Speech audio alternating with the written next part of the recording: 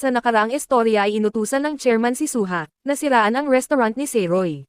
Kinabukasan, biglang nagreklamo ang customer na may buhok daw sa pagkain. Habang ang katabing lamesa ay nagreklamo din na overcooked daw ang pagkain nila. Sinisi nila ang chef dahil sa kapabayaan. Nang marinig ito ni Yizo ay galit na tinawag ang chef at sinabing mag-focus sa trabaho. Gusto niyang tanggalin ang chef para maiwasan na ipasara muli ang resto. Pinatawag ni Seroy ang chef at tinanong kung may problema. Dahil mabait ito ay hindi niya ito pinaalis sa halip ay dinobol pa ang sahod. Sinabi ni Seroy na magsikap siya para maging karapat-dapat sa perang natanggap. Sa kabila ng lahat ay nagsalita siya para palakasin ang loob ng bawat isa. Sinabi niya na lahat tayo ay dapat na magkaisa at magsumikap.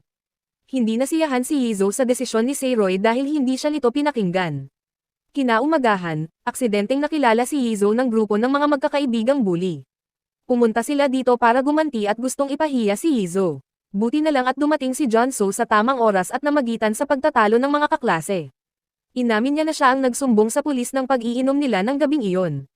Na-realize ni Yizo na mali siya sa pambibintang kay Suha. Kaya sinampal niya ito. Sumugod ang kaibigan kaya nakatikim din ng sampal. Natakot ang isa at umatras. Gaya ng inaasahan si Yizo ay talagang palaban. Sa sumunod na araw, madalas chine-check ni Yizo ang mga luto ng chef at nagpasalamat dahil pinagbubuti nito ang kanyang trabaho. Gayunpaman ay naresolba na ang kanilang problema at tumaas muli ang benta. Habang nakaupo si Suha, ay naisip niya ang tanong ng chairman na kung saan siya papanig. Mahirap sa kanya ang magdesisyon kaya uminom na lang siya hanggang sa malasing.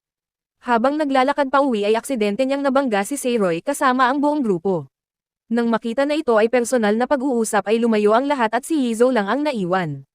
Ang lasing na si Suha, ay umamin kay Seroy ng kanyang nararamdaman. Ang kumikinang na mata ni Suha ay tumatagos sa puso ni Seroy.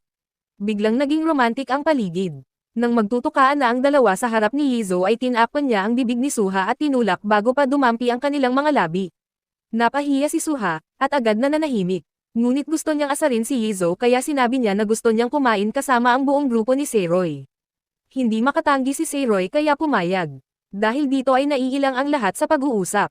Nagsalita si Suha, na ang dahilan kung bakit matagumpay ang Janga Group ay dahil nag-ooperate sila sa pamamagitan ng restaurant chain. At ang chairman mismo ang lumikha ng recipe kung kaya't sila ay naging matagumpay. Agad na inihayag ni Seroy ang kanyang plano na gagawin niya na mas malaking franchise chain ang Danbam Restaurant kaysa sa Janga Group. Nang marinig ito, ay nasabik ang buong grupo. Lahat sila ay nagtaas ng baso upang maisakatuparan ang pangarap na ito. Pagkatapos ng inuman, si Suha at Yizo ay nagkaroon ulit ng madamdaming pag-uusap.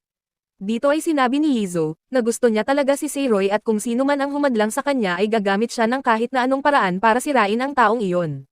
Ngunit hindi nagpasindak si Suha. At sinabi na kung gusto mo talaga siya ay maglalaban tayo hanggang sa huli. Sa kabilang banda sa opisina ng chairman ng Janga Group ay sinabi ni Suha na ang Danbam Resto ay successful dahil sa pamamahala ni Yizo. Nabalitaan niya na magaling ito at matalino. Isa pa ay sinabi niya rin na gusto ni Seroy na maging franchise restaurant chain ang Danbam. Nang marinig ito ng chairman ay medyo nag-alala ito. Natakot siya na baka ang Danbam ay magiging kakompetensya ng Janga sa future. Sa Danbam Resto, ay mas lalong dumami pa ang mga customer kaya naisipan ni Yizo na magdagdag ng mga empleyado. Para sa paghahanda na palawakin ang restaurant. Sa halip na sweldohan ay bibigyan siya ng 20% na komisyon. Sa kasamaang palad ay nalaman ng nanay ni Yizo na huminto na ito sa kolehiyo upang magtrabaho sa isang resto bar. Kaya nagalit ito ng husto ngunit sinabi ni Yizo na mahal niya si Seroy at magsumikap ng husto para sa tagumpay kahit na mabigo pa siya. Hindi ito matanggap ng ina kaya kailangan niyang umalis ng bahay. Habang siya ay nag-e-emote sa tulay ay dumating si Seroy na tumatakbo. Alam niya na pinalayas siya ng kanyang ina dahil huminto ito sa kolehiyo para magtrabaho kasama niya. Sinabi ni Seroy na napakaswerte niya dahil may kaibigan siyang ganito. Kahit naaawa siya dito ay pinangiti niya ito para maibsan ang lungkot na nararamdaman. Nangako ang dalawa na magtutulungan hanggang sa maabot nila ang tuktok ng tagumpay. Nag-usap lang ang dalawa sa tulay hanggang sa sumapit ang umaga. Kinabukasan, alam nila na lumalakas na ang negosyo kaya kailangan na talaga nilang mag-recruit ng mga staff. Nang hindi inaasahan, ay may dumating na mga aplikante para sa interview pero lahat ng ito ay hindi angkop sa kanilang trabaho. Ilang sandali pa ay may dumating na isang magandang babae para mag-apply.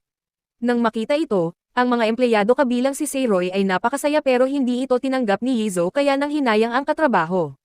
Nang matatapos na ang interview ay may isang anino ang dumating para mag-apply. Ang pangalan niya ay Tony, isang Polish Korean. Sa palagay ni Yizo ay angkop siya sa trabaho kaya agad itong tinanggap. Dahil sa kagustuhan niyang lumakas ang Danbam ay tumawag siya sa isang istasyon ng TV para sa isang interview. Sa hindi inaasahan ay agad itong pumayag. Nang matanggap ni Seroy ang balitang ito ay labis itong natuwa at hindi sinasadyang maikwento ito kay Suha. Magkasamang namasyal ang dalawa at maraming pinag-usapan. Nakita sila ni John Won at nakaramdam ito ng labis na pagseselos. Agad itong umuwi at nag-report sa kanyang ama tungkol sa nakita. Alam ng chairman na si Seroy ay isang uri ng tao na hindi madaling sumuko. Ang kanilang korporasyon ay takot sa mga taong katulad niya. Kaya gumawa sila ng plano para pabagsakin ang Danbam Restaurant. Kinabukasan, pumunta si Seroy sa TV station para makipagpalitan ng recording script. Nakita niya na nandito din si John Won. Ginamit niya ang kanyang koneksyon para hindi maisama ang Danbam sa recording. Napagtanto ni Seroy na baka si Suha ang nagsabi sa kanila.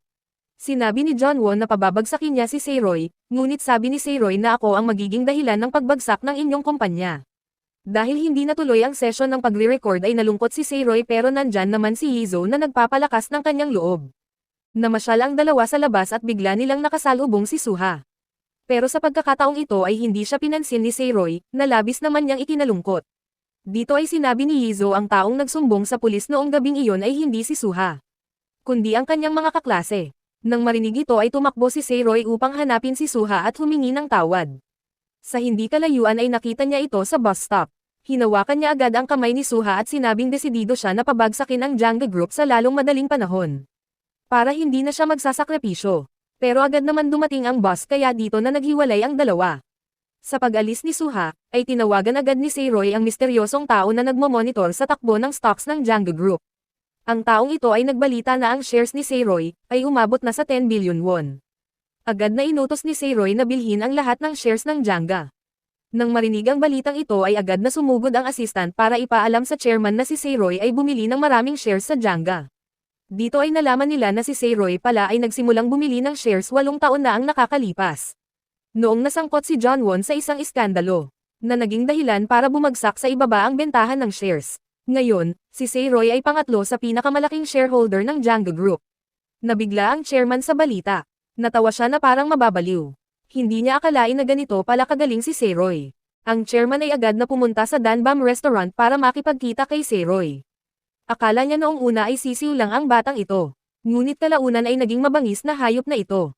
8 taon na ang nakakaraan ay ginamit niya lahat ng insurance money ng kanyang ama para makabili ng stock sa taon na pumatay sa kanyang ama.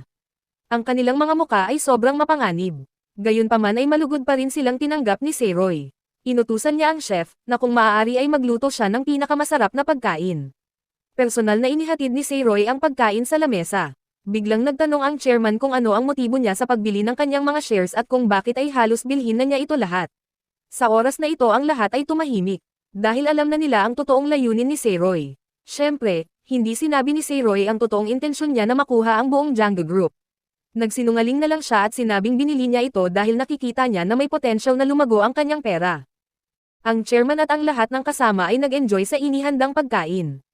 Dahil nasarapan, ay kumain pa itong muli. Nang matapos ng kumain ang lahat ay biglang nabanggit ng chairman ang ama ni Seroy at pinayuhan ito na sumuko na sa kanyang mga plano. Binalaan rin niya ito na kung itutuloy mo ay mabibigo ka lang. Hindi na may tago ni Seroy ang emosyon kaya napag-usapan nila ang tungkol sa kanyang totoong plano. Nangako si Seroy na pagbabayaran nilang dalawa ang pagpatay sa kanyang ama. Napasigaw si Seroy sa sobrang galit. Ang kanyang mga salita ay nagpakaba sa lahat. Ngayon, alam na ni Yizo kung gaano kawalang ingat at katalino si Seroy sa paggawa ng desisyon. Inihayag din ni Seroy na iyon ay unang bahagi pa lang ng kanyang mga plano para makuha ang Janga Group. Ang tao sa likod nito, ay ang kaibigan niyang si Haojin na tumulong sa kanya habang siya ay nasa bilangguan. Siya pala ang lalaki sa unang video na palaging binubuli ni John Won. At tanging si Seroy lang ang naglakas ng loob para kampihan siya. Para makabayad sa kanyang kabaitan ay lihim itong namamahala sa pera at negosyo ni Seroy dahil siya ay nakapagtapos ng finance. At sa loob lamang ng 10 taon, si Haojin ay ginawang milyonaryo si Seroy. Ilang araw ang makalipas, nakipag-meeting sila sa direktor ng Janga Group. Nakipag-propose si Seroy na kung magtutulungan sila ay posible na siya na ang magiging bagong chairman ng kumpanya. Malapit din ang loob ng direktor sa ama ni Seroy kaya gusto rin sana niyang tanggapin ang alok nito. Kaso ang problema, ay kinakailangan na mas malaki ang kanyang shares kaysa sa chairman. Makalipas ang ilang araw ay nagkita ulit ang dalawang panig. Nagkamayan at nagkasundo na magtutulungan. Hanggang dito na lang muna. Abangan muli ang susunod na kabanata. Paalam.